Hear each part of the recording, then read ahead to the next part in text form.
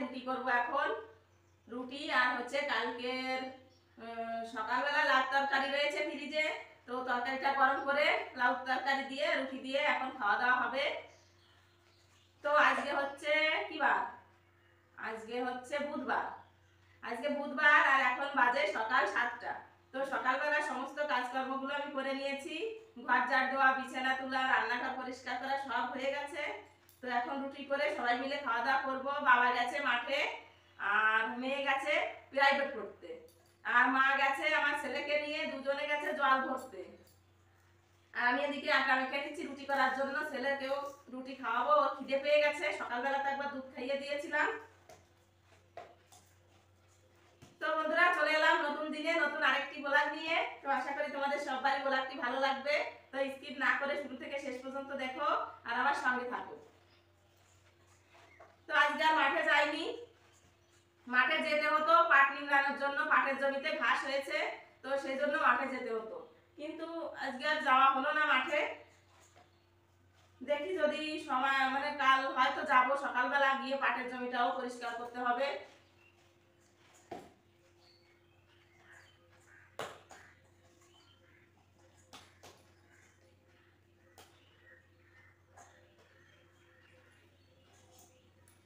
দেখো আটা মাখা হয়ে গেছে। তো আটা মাখাটা তো হয়ে গেল, এখন রুটি করব। ওই যে দেখো আটা মেখে এখানে রেখে দিয়েছি। তো এখন রুটি করব। আর মা গেছে জল ভরতে, তো মাকে আবার এগোতে যেতে হবে জলের ব্যাগটা আনতে। তো মায়ের তো হাতে ব্যথা, জল আনতে পারবে না। তো আমি বললাম তুমি যাও, গিয়ে জলটা ভরতে লাগো, তারপর আমি এসে নিয়ে যাব। তো মায়ের হাতের ব্যথা একটু কম হয়েছে। কালকে গেছিল না ওঝা বাড়িতে, তোমাদেরকে তো দেখালাম। ওঝা বাড়িতে গিয়ে বিষ বের করে এসেছে হাতের থেকে। তো এখন একটু জ্বালা যন্ত্রণাটা একটু কম হয়েছে, কিন্তু এখনও রয়েছে ব্যথা। বলেছে জাব লাগাতে হবে, কি অনেক কিছু গাছগাছালি দিয়ে জাব বেটে ওইখানে লাগাতে হবে। আর এই যে শনিবার, তার পরের শনিবারে মাকে আবার যেতে বলেছে বিষ বার করার জন্য। তো এভাবে কিছুদিন ধরে বের করলে হয়তো ব্যথাটা ঠিক হয়ে যাবে। তো চলো আমি এখন রুটিটা বানিয়ে নিই। ওদিকে বাবা মাঠে গেছে, তো বাবা বাড়িতে এসে খাবে, বাবার জন্য রেখে দেবো রুটি। আর মেয়েও পড়তে গেছে, ও বাড়িতে এসে খাবে। আবার দুপুরবেলা রান্নাবান্না করতে হবে। এই যে দেখো আটা মেখে নিয়েছি, আর ছেলেকে দুধ রুটি খাওয়াবো। তো আমি এখন রুটিগুলো বানিয়ে নিচ্ছি। আর জানো তো মাকে না আগে দুবার সাপে কেটেছিল। তো এখন ওই যে যতই বিষটা বের করে নিক না কেন, বিষটা ভিতরে থেকেই গেছে। সেজন্য মাঝে মাঝে মায়ের হাতে হোক, চাहे পায়ে হোক, চাहे কোমরে হোক, যে কোনো জায়গায় এই ব্যথাটা দেখা দেয় মাঝে মধ্যে। তো জানি না, ধরো মায়ের যে কতটা ব্যথা তো সেই বোঝে, আমরা কি করে বুঝবো বলো তো। রাতের বেলা ঘুমোতেও পারে না, খুব ছটফট করে, বেশি সময় জেগে জেগে থাকে। আর এই যে দেখো রুটিগুলো আমি বানাচ্ছি, এই রুটিগুলো বানিয়ে যে খাবে, তো হাতের ব্যথার জন্য সেটাও বানিয়ে খেতে পারে না। ডাক্তারে বলেছে দুবেলা রুটি খেতে, সুগারের রুগী, তো রুটি না খেলে তো হবে না, দুবেলা রুটি খেতে বলেছে। তো বানানোর জন্য এক টাইমও রুটি খেতে পারে না হাতের ব্যথার জন্য। তো আমি দেখো এই যে এখন রুটিগুলো বানিয়ে নিচ্ছি। তো কত সুন্দর ফুলছে দেখো রুটি। তো যতই আপনজন হোক না কেন, চাहे স্বামী হোক, চাहे সন্তান হোক, চাहे যে কেউ হোক না কেন, যার গা সেই বোঝে তার কতটা ব্যথা। আমরা কি করে বুঝবো বলো তো? একজনের ব্যথা আর একজন কখনোই বুঝতে পারে না, সে যতই আপনজন হোক না কেন, যার ব্যথা সেই বোঝে। তো মা তো বাড়িতে রয়ে গেছে, আর আমরা দেখো চলে এলাম এ বাড়িতে। এসে ছেলেকে স্নান করিয়ে তারপর ওকে খাইয়ে দিয়েছি, খাবারটা খাইয়ে ওই যে দেখো ঘুম পাড়িয়ে দিয়েছি, ও ঘুমিয়ে পড়েছে। ওকে ঘুম পাড়িয়ে রেখে আমি এই যে কিছু জামা কাপড় ছিল এখন সেগুলো ধুয়ে নিচ্ছি। তারপরে বাড়িতে এসে ঘর দুয়ারও পরিষ্কার করে নিয়েছি একটু। তো কালকে তো পরিষ্কার করেই রেখেছিলাম। তো আজকে আবার আর একটু পরিষ্কার করে নিলাম, কারণ রাতের বেলা তো ছিলাম না বাড়িতে, সেই জন্য। আর এই যে বিছানাটা তুলে রেখেছিলাম আগের দিন, আর ছেলের কিছু জামা প্যান্ট ছিল, তো সেগুলো এখন ধুয়ে দিচ্ছি আমি। আর ওই যে দেখতে পাচ্ছ আমার মুরগিগুলো খুব জ্বালাতন করে। ওরা আমি যেখানেই ফোনটা রাখি না কেন, ফোনের সামনে গিয়ে কখনো কখনো আবার ফোনটা ফেলেও দেয়, এমনটা করতে থাকে। তো বন্ধুরা স্নান টান করে ঠাকুর পুজো করে নিলাম। তো এখন ভাত বসাবো, মানে ভাতের হাঁড়ি বসিয়েও দিয়েছি উলোনের পরে। আর এখন খুব মেঘ করেছে, তো জানি না ঝড় টড় ছেড়ে দেবে কি না, ভয় করছে আগুন জ্বালাতে। তো খুব জোর মেঘ করেছে জানো তো। তো এখন কটা বাজে? এখন বাজে 12:30। এখন 12:30 বাজে আর ছেলে এখনও ঘুমিয়ে রয়েছে, ওঠেনি। তো আমি স্নান টান করে ঠাকুর পুজো করে নিয়েছি। তো এখন ভয় তো করছে, কি করি বলো তো। ভাতটা বসিয়ে দিয়েছি উলোনের উপর, আর তখনই এই যে দেখলাম মেঘ হয়ে গেছে, একদমই রোদ নেই। আর হাওয়া ছেড়ে দিয়েছে জানো তো, হাওয়া ছেড়ে দিয়েছে। তো জানি না জোরে আসবে কি না, তো ভয় করছে। তো এই যে দেখো খুব জোরে হাওয়া চলছে। তো তবুও তো রান্নাটা করতে হবে, কারণ না রান্না করলে খাবো কি বলো তো। আর ওই যে ছেলে ঘুমিয়ে রয়েছে, ঘুম থেকে উঠলে তো ওরও খিদে পেয়ে যাবে, ওকেও ভাত খাওয়াতে হবে। তো ভাবছি ওদিকে মেঘ আসতে না আসতে আমি যদি রান্নাটা করে ফেলতে পারি, সেজন্য আমি রান্নাটা বসিয়েই দিয়েছি। দেখো এই যে এখানে ডাল রান্না করছি, শুধু ভাবছি একটা ডালই রান্না করব, আর কিছু করব না। তাড়াতাড়ি করে দেখো আমি উলনটা ধরিয়ে দিয়েছি, আর ডালটা প্রায় মানে ফুটে গেছে প্রায়। আর ওদিকে এই যে দেখো মা এসেছে ডাকতে, মেঘ দেখে বলছে তাড়াতাড়ি চল তাড়াতাড়ি চল। ছেলেটাও আমার ঘুম থেকে উঠে পড়েছে। এখন ঘুম ভাঙলো? অনেকক্ষণ ঘুমাইছে। ওই যে মেঘ করেছে, আবার দৌড়ো দাদু বাড়ি, মামা বাড়ি দৌড়ো, আবার মামা বাড়ি। ওই যে ঝড় ছাড়িয়ে দিয়েছে। তো মা তো ছেলেকে নিয়ে চলে গেল ও বাড়িতে, আর মেয়ে গেছে স্কুলে। আর আমি এদিকে তাড়াতাড়ি করে রান্নাটা করার চেষ্টা করছি। আলু সেদ্ধ দিয়েছি, আর হচ্ছে ডাল রান্না হচ্ছে।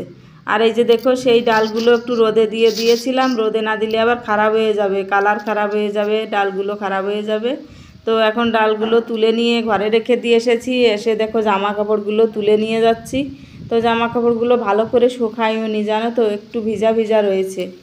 তো এত জোরে হাওয়া ছেড়ে দিয়েছে, যখন তখন বৃষ্টি নেমে যেতে পারে। যে দেখো কত জোর হাওয়া চলছে, একবার দেখো ঝড় ছেড়ে দিয়েছে। আর ওদিকে উলনটা আমার ধরানো রয়েছে, একবার দৌড়ে যাচ্ছি উলনটা মানে জাল দিচ্ছি, আবার দৌড়ে এসে এগুলো তুলছি, জামা কাপড় ডাল টাল এগুলো তুলে নিচ্ছি তাড়াতাড়ি করে। তো আমি একা মানে বাইরের দিকে তাকাচ্ছি আর রান্না করছি, বাইরের দিকে তাকাচ্ছি আর রান্না করছি জানো তো। ভয় লাগে না, যদি ঘরের উপর গাছগাছালি না থাকতো তাহলে অতটা ভয় করতো না। ঘর তো যা আছে ঠিকই আছে, কিন্তু ওই যে লম্বু গাছ রয়েছে ঘরের উপর, ওই গাছগুলোর থেকে খুব ভয় লাগে। আগে একবারও এই ঘরের উপর গাছ ভেঙে পড়েছিল, তখন মা বাবা থাকতো এখানে জানো তো। মা তখন রান্নাঘরে রান্না করছিল, রান্নাঘরের উপরে পড়েছিল, আর এসে পড়েছিল এই যে বড় ঘরের উপরে। এই দুই ঘরের উপরেই গাছটা এসে ভেঙে পড়েছিল, বড় মোটা লম্বু গাছ। তো বাবা তো মিস্ত্রি, সেই জন্য বাবা আবার ঘরটা ঠিক করে নিয়েছে। সেই জন্যই তো আমাকে এখানে মানে থাকতেই দেয় না। যখনই একটু মেঘ দেখে তখনই মা বাবা ছুটে আসে আমাকে ডাকতে। যখন থেকে গাছ ভেঙে পড়েছে তখন থেকে সবারই ভয় লেগে রয়েছে। তো এই যে দেখো এখানে আমি ডালটাই যে দেখো রান্না করে নিয়েছি, এখন ভাত খাবো। সেই ভাত রান্না করেছি কখন জানো তো, ভাত হয়ে গেছে অনেকক্ষণ। এখন কটা বাজে? এখন বাজে 3:15। তো ভাত হয়ে গেছে। তারপর আবার ছেলেও ও বাড়িতে চলে গেছিলো, মা নিয়ে গেছিলো, তো ছেলেকে বাড়িতে এনে আবার ভাত খাওয়ালাম। আর তারপর গেছিলাম স্কুলে খিচুড়ির ক্যান আনতে। তো খিচুড়ির ক্যানটা নিয়ে এসেছি, আর এখন 3:15 বেজে গেছে, এখন এসেছি ভাত খেতে। তো খুব খিদে পেয়ে গেছে, সকালবেলা সেই 2টো রুটি খেয়েছিলাম। তো তারপর থেকে আর কিছুই খাওয়া হয়নি, এখন ভাত খাবো। তো ভাত বেড়ে নিয়ে এসেছি দেখতেই পেলে। আর মা এসেছিল, মা ভাত খেয়ে গেছে। বাড়িতে ভাত এখনও রান্না করেনি মা, সেই রুটি ছিল সকালবেলার। তো বাবা সেই রুটি খেয়ে মাঠে চলে গেছে। বাবা বাড়িতে এসে স্নান টান করে রুটি খেয়ে মাঠে চলে গেছে। তো মা বলছে আমার একার জন্য কি রান্না করব। তো সেজন্য আমি মাকে বললাম তাহলে ঠিক আছে আমি রান্না করছি, এখানে খাও। তারপর মা ডাল ভাত খেয়ে গেছে, আর অঙ্কিতকে ভাত খাইয়ে দিয়েছি, তো অঙ্কিতকে নিয়ে গেছে সাথে। তো চলো এখন খাওয়া দাওয়া করে নিই। আরও বৃষ্টি না হয়নি, মানে শুধু ঝড় ছেড়েছিল, খুব জোরে ঝড় হয়েছে। তো তো ঝড় এখন থেমে গেছে, হালকা ফুলকা আছে, হাওয়া চলছে হালকা, কিন্তু বৃষ্টি হয়নি। আর মানে হয়তো অন্যদিকে হয়েছে, খুব জোরে বিদ্যুৎ চমকাচ্ছিল, জানো তো, খুব জোরে বিদ্যুৎ চমকাচ্ছিল। আর বৃষ্টিও হয়েছে অন্যদিকে, এখানে হয়নি। তো এখন মানে হাওয়া টাওয়া বন্ধ হয়ে গেছে, হালকা হালকা চলছে। তো চলো এখন আমি খাওয়া দাওয়া করে নিই, তারপর তোমাদের সঙ্গে কথা হচ্ছে। আমার খিদে পেয়ে গেছে, পেটে ব্যথা করে যাচ্ছে খিদের জন্য। তো ভাত খাই, তারপর তোমাদের সঙ্গে আবার কথা হচ্ছে। তো এই যে দেখো কুকারে ভাত রান্না করেছি, আর দুপুরবেলা ডাল রয়েছে, সেটা দিয়ে এখন খাবো। আর এই যেদিকে মা আলু ভাজি আর লঙ্কা ভাজি করেছে, এটা হচ্ছে মিষ্টি আলু ভাজি করেছে। আর মাও ডাল রান্না করেছে, দেখো মা করেছে মুসুরির ডাল আর আমি করেছিলাম মুগ ডাল। তো মা ওই যে খাচ্ছে, আর বাবার ভাত খাওয়া হয়ে গেছে, ওই যে টিভি দেখছে বসে বসে। আর ওদিকে অঙ্কিত ওই যে দেখো ঘুমিয়ে পড়েছে, ও বাড়ি থেকে এসেই ঘুমিয়ে গেছে ও। তো আমিও এখন খাবো, ওই যে দেখো ভাতটা আমি বেড়ে নিচ্ছি। আর মেয়েরও খাওয়া দাওয়া করা হয়ে গেছে। তো বাবা গেছিলো বাজারে, বাজারের থেকে এসে বাবা খেয়ে নিয়েছে ভাত। তো আমি এখন রাত্রেবেলা চলে এলাম আবার এ বাড়িতে।